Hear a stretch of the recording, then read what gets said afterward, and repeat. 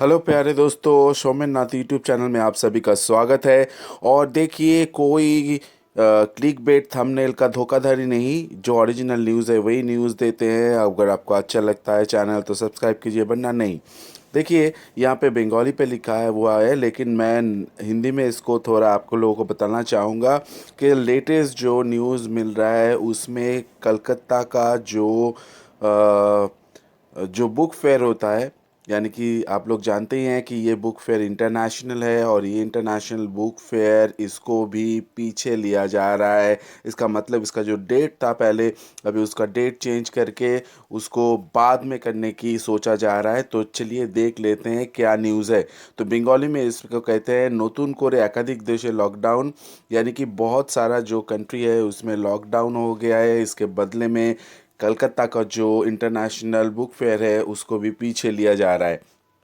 तो चलिए आगे बढ़ते हैं और देख लेते हैं क्या है ये। देखिए, कोरोना का जो नया स्ट्रेन है उसके चलते बहुत सारा जो वो इंटरनेशनल, यानी कि बहुत सारा जो कंट्री है उसमें लॉकडाउन अनाउंस किया गया हुआ है। और इसमें एक बात बता दें, इसको चलते ये कोलकाता इंटरनेशनल बुक फेयर जो है उसको भी पीछे लिया जा रहा है।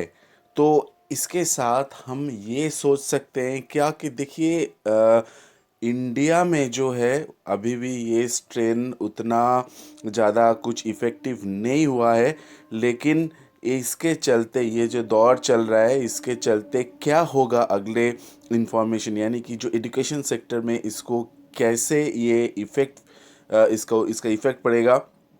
और जो स्टूडेंट्स हैं उन लोगों का एग्ज़ाम्स है, आप जानते हैं है कि बहुत सारे यूनिवर्सिटीज़ का जो एग्ज़ाम था, कुछ हुआ है कुछ नहीं हुआ है, पेंडिंग पड़ा हुआ है। तो उसके इसके चलते ये अगर नया स्ट्रेन इंडिया में अगर आ जाता है या फिर मिलता है, और इसके अलावा अगर सेंट्रल गवर्नमेंट सोचते हैं कि इसको लेके कैसे, यानी कि जो हमारे हेल्थ मिनिस्ट्री हैं, अगर उनको इसको लेके कुछ करना है या फिर सोचते हैं कि कैसे इसको रोका जाए, तो फिर ज़रूर स्टेप्स लेंगे। लेकिन उस स्टेप्स के चलते जो पेंडिंग एग्ज़ाम्स हैं और इसके अलावा जो रिज़ल्ट्स हैं उसके बारे में कब निकलेगा, कैसे निकलेगा, इसके ऊपर एक प्रश्न चिन्ह आ रहा है। देखिए, दूसरा जो इम्पोर्टेंट न्यूज़ है जो है वो है कि जो SSK as well as MSK के जो टीचर्स लोग हैं वो लोग अवस्थान विक्षोभ में बैठने चले हैं, इसलिए कि उन लोगों को देखिए जो पैसा मिलता है वो पैसा 19,000 इन जो रुपीज़ होना चाहिए, यानी कि मिनिमम 21,000 रुपीज़ का जो बाकी जो राज्य में है उनको मिलता है।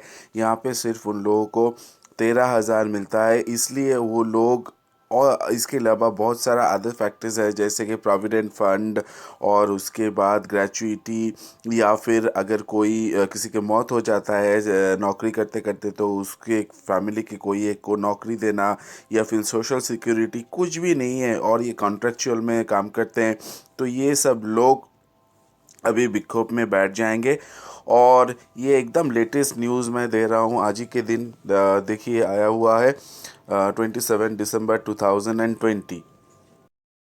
और तीसरा जो न्यूज़ मैं देने जा रहा हूँ वो है कि एजुकेशन मिनिस्टर पार्थ चट्टोपाध्याय ने ये कह दिया कि राज्य का, यानी कि पश्चिम बंगाल का इकोनॉमिक जो अभी हाल है उस स्थिति थोड़ा सुधार जाए, फिर जो पैरा टीचर्स है उन लोगों का जो यानी कि जो सैलरी होता है उसको थोड़ा धीरे धीरे आगे लेके जाएंगे, क्योंकि अभी उन लोगों का सैलरी कम है। तो चलिए एक दफ़ा देख लेते हैं। यहाँ पे जो 18 दिसंबर से आप लोग जानते हैं कि मैंने आप लोगों को इन्फॉर्म किया था मेरे चैनल के थ्रू। तो बहुत सारा जो पैरा टीचर्स हैं वो लोग सब विक्षोभ दिखा रहे हैं, अपना क्षोभ सरकार को दिखा रहे हैं, इसलिए कि उन लोगों का जो पैसा है वो पैसा नहीं मिल रहा है। इसके पहले भी मैंने एक आप लोगों को दिया, एसएसके और एमएसके का जो है। उसके अलावा ये वाला जो टीचर्स पैरा टीचर्स है वो लोग भी अभी पैसे के लिए अपना क्षोभ दिखा रहे हैं। तो एजुकेशन मिनिस्टर पार्थ चट्टोपाध्याय ने ये कहा हुआ है कि स्थिति तो थोड़ा सुधर जाए तो फिर उन लोगों का जो पैसा अगर इंक्रीज़ हो गया, या फिर चांस है उन लोगों का। तो देखिए, अभी यही था लेटेस्ट न्यूज़। तो विद दिस, थैंक यू।